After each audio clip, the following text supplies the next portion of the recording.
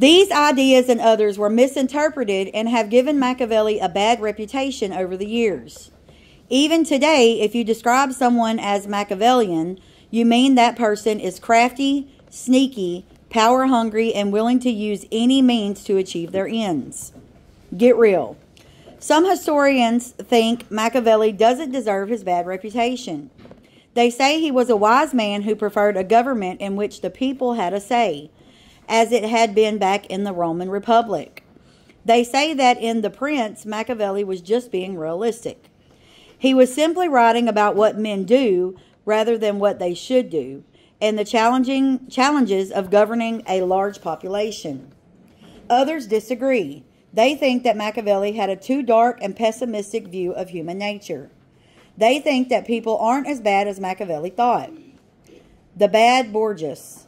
When Machiavelli wrote about princes who didn't keep their promises, he often had the Borgia family in mind. Many historians agree that the Borgias were often cruel, dangerous, and violent people.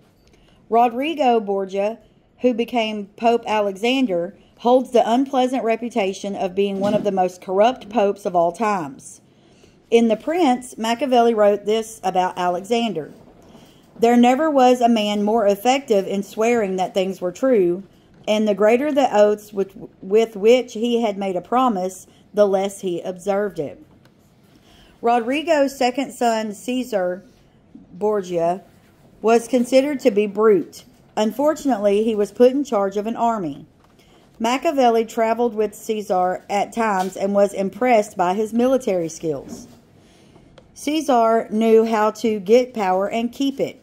He ruthlessly tried to conquer everything that lay in his path. When Caesar decided he wanted to take possession of the city of Camerino, he visited his friend, the Duke of Urbino.